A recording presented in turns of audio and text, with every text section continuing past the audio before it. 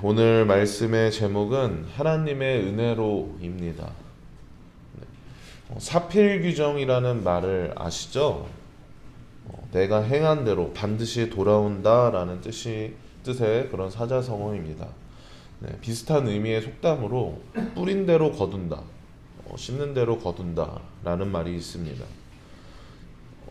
오늘 본문의 나오미는 사필규정, 자신이 저지른 그 죄로 인해서 혹여 자신이 죄를 짓지 않았더라도 자신이 연관된 그 죄로 인해서 인생의 고비를 겪고 있습니다.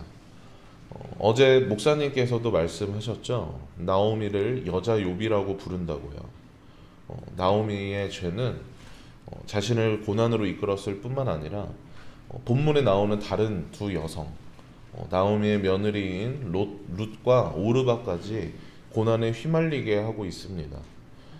그렇게 본문에 나오는 이 세 여성들은 나오미와 룻과 오르바는 인생의 고비를 겪고 있고, 이것은 나오미가 지은 죄에서 비롯되고 있습니다. 그 죄가 무엇인가요? 그 전에 먼저 오늘 말씀의 배경이 되는 이 시대에 대해서 좀 더 알아볼 필요가 있습니다. 이 시대를 어떤 시대라고 했었죠?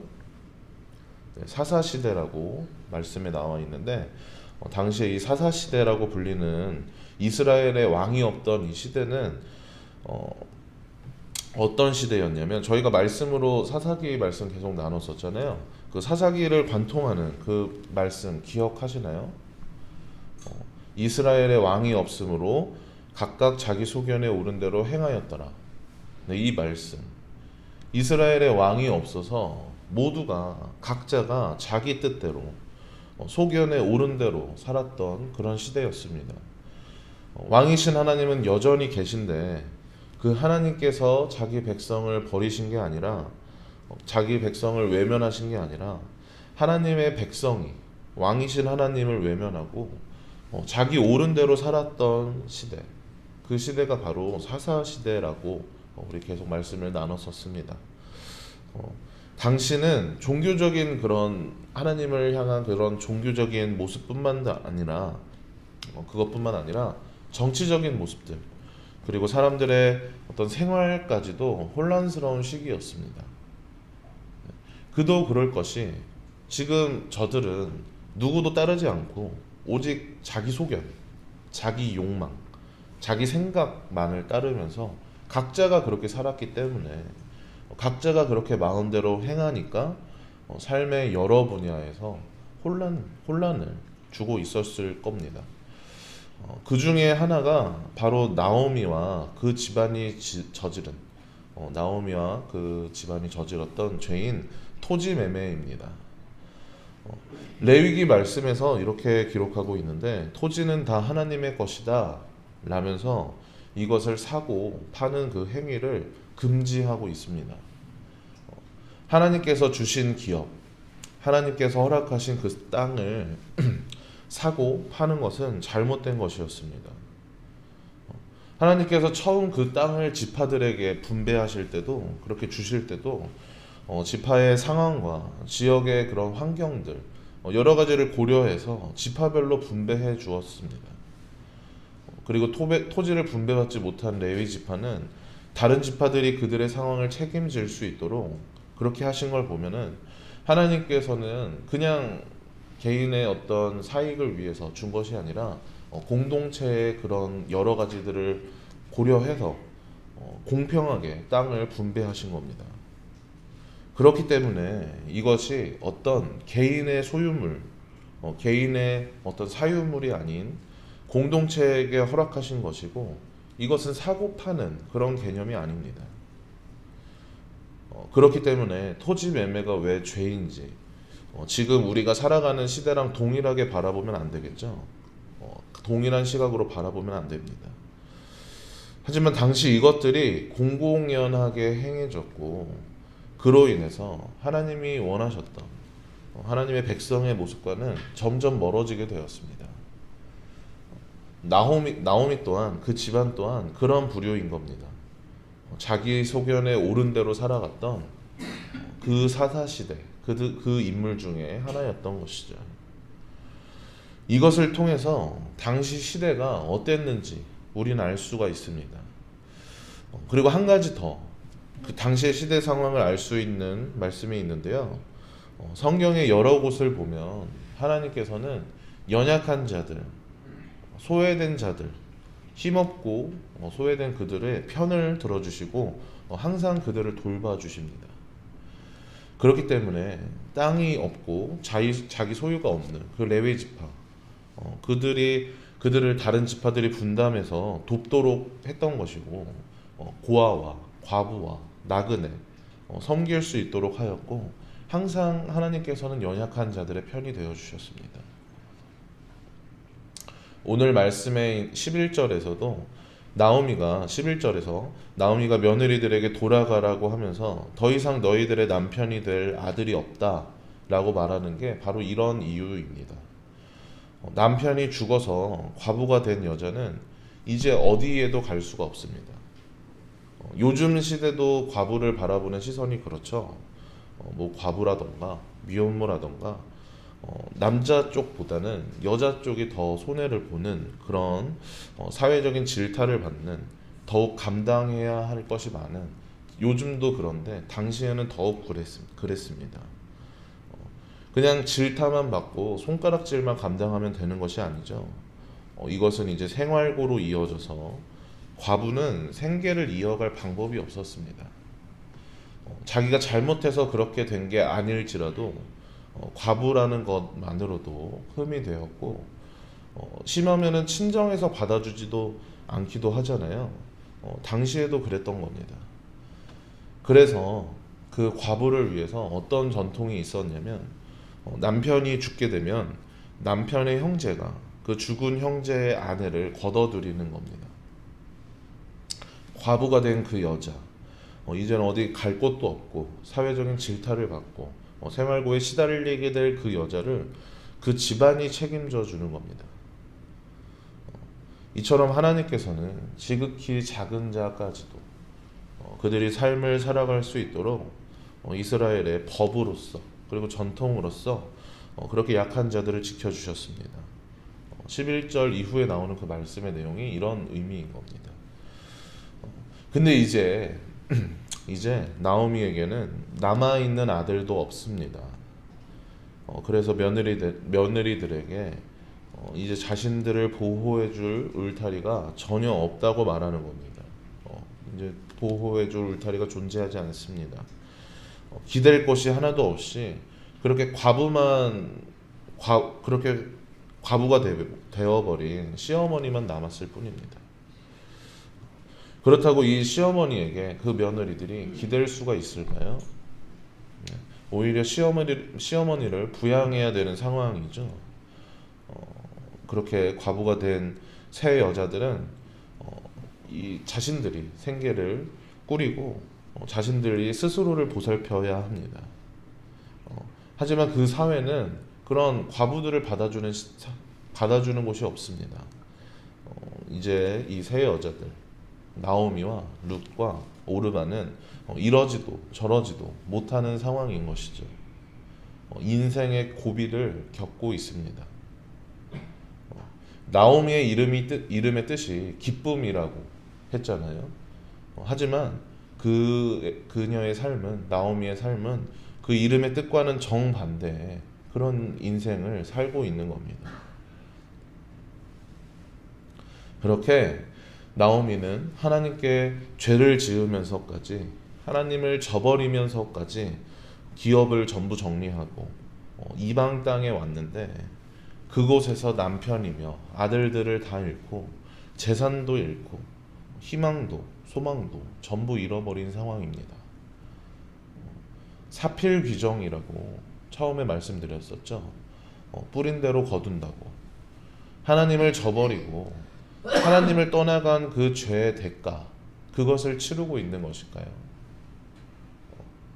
16절 말씀처럼 지금 나오미는 그 죄로 인해서 지금 이 일들을 겪고 있는 걸까요?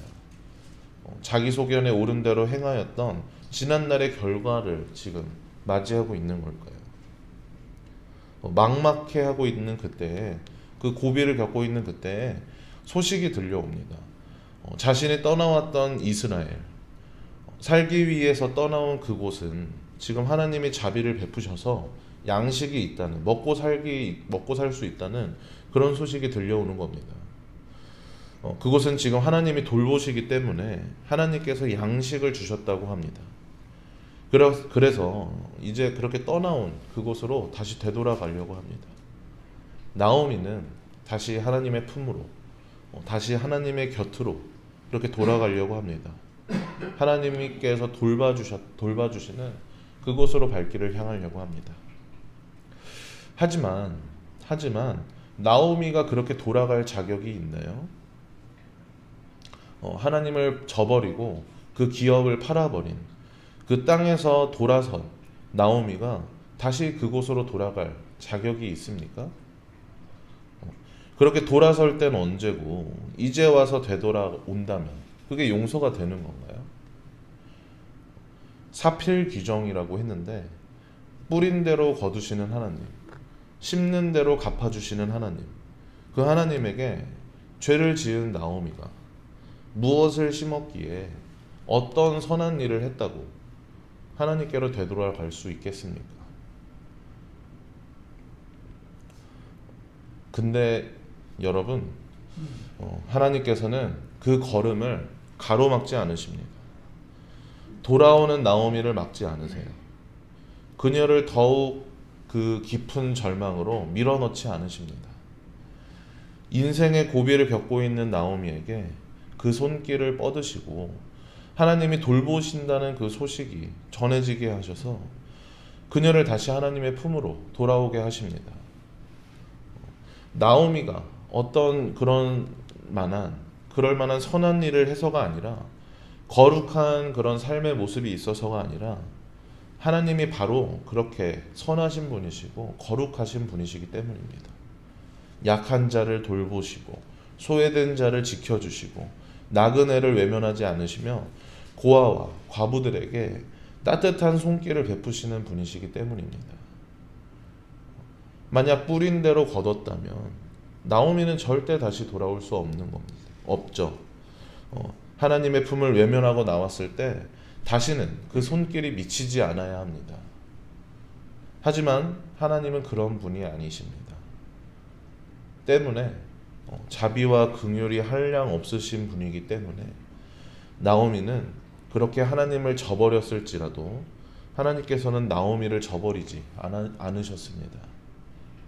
그리고 이것을 뭐라고 부르냐면요, 은혜라고 부릅니다. 사필귀정, 그럴 만한 어떤 일을 해서가 아니라 그럴 만한 좋은 씨앗을 뿌리고 그럴 만한 무언가를 행했기 때문에 아니라 값없이, 대가 없이, 조건 없이 주시는, 이것이 바로 하나님의 은혜입니다. 물론 하나님께서는 죄의 결과를 물으시기도 합니다. 끝없이 죄를 저질렀던 그 이스라엘 백성들을 이방 나라를 보내셔서 심판하시고 그들을 벌하시지 않았습니까? 하지만 그 심판과 그 벌은 그들에게 죄의 결과를 물으시는 그것이 목적이 아닙니다. 우리가 사사기 말씀 나눌 때를 한번 기억해 보십시오. 계속 나눴던 내용들이 있습니다. 심판 자체가 목적이 아니라 그들을 하나님께로 돌이키게 하고 그들을 하나님의 품으로 다시 돌아오게 하는 것, 그것이 하나님의 목적이었습니다. 그리고 이것이 바로 하나님의 은혜입니다. 결국 하나님께서는 그 자비와 긍휼과 우리를 사랑하시는 그 사랑, 하나님 그 사랑으로 은혜를 베푸시는 분입니다. 그래서 나오미에게 그 손길을 뻗으셔서 그녀가 다시 하나님 품으로 돌아오도록 해주시는 분이신 것이죠. 나오미라는 그 이름과 같이 그녀가 다시 기뻐할 수 있도록, 하나님 품에서 기뻐하도록 그 품으로 돌아오게 하십니다. 이뿐인가요? 자격 없는, 또 다른 자격 없는 이방 여인인 룻 또한 하나님께서는 받아주십니다. 루시야말로 정말로 하나님께 나아갈 그런 자격이 없는 사람이죠. 이스라엘 남성과 혼인했다 할지라도 이미 이스라엘을 떠나온 그 가문과 혼인을 맺은 것입니다. 모압의 여인인 이방 여인인 룻은 하나님께로 나아갈 자격이 전혀 없는 그런 여인입니다. 하지만 하나님께서는 그런 룻 또한 받아주십니다. 그런 그녀가 룻이 그럴 만한 자격이 있어서가 아니라 시어머니를 끝까지 모시는 그 선행으로 인한 것이 아니라 하나님이 자비로우시고 은혜로우신 분이기 때문에 그 이방 여인인 룻까지도 하나님은 받아주시는 겁니다. 이것이 은혜입니다. 나오미와 같이 자격 없는 이들에게 베푸시는 하나님의 사랑, 대가 없이 조건 없이 동일하게 베풀어 주시는 그 사랑, 그 사랑은 이방인이라 할지라도 과부일지라도 하나님께서는 동일하게 베풀어 주십니다. 이것이 바로 은혜입니다. 이 은혜가 미치는 것은 우리에게 또한 마찬가지입니다. 우리에게 어떤 선한 것이 있어서 우리가 어떤 그럴 만한 자격이 있어서 하나님을 예배할 수 있겠습니까? 하나님의 자녀라고 불릴 그 무엇도 우리에겐 존재하지 않습니다. 그저 죄에 빠져서 살아간 어리석은 인간들이고 이방인일 뿐입니다. 하나님께서 만약 뿌린 대로 거두신다면, 심는 대로 거두셨다면 죄를 심은 우리에게 돌아오는 것은 죄의 삭심, 사망뿐입니다. 하지만 그런 우리를 하나님께서 거둬주셨습니다. 자격 없는 우리를 그 사랑 안에 불러주시고 이방인인 우리를 그 품 안으로 들어오게 하셨습니다. 하나님께서 자비와 사랑이 넘치는 분이셔서 심은 대로 거두지 않으시고 우리에게 은혜를 베푸신 겁니다. 그런 사랑을 기억하십시오. 그런 하나님의 은혜를 기억하십시오. 우리가 지난 시간 다 나눴던 그 디도서에서, 갈라디아서에서 결국에는 하나님의 은혜로 의롭다함을 얻은 것이지 어떤 행위나 잘나서나 출생이 뛰어나서가 아니라 하나님의 은혜로 인함임을, 그 믿음으로 인함임을 우리는 계속 나눴습니다.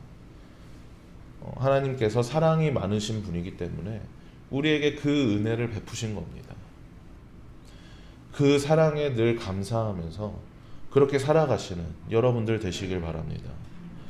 그리고 혹시나 우리가 삶을 살아가면서 나오미와 같이 인생의 고비를 겪게 될 때가 있습니다.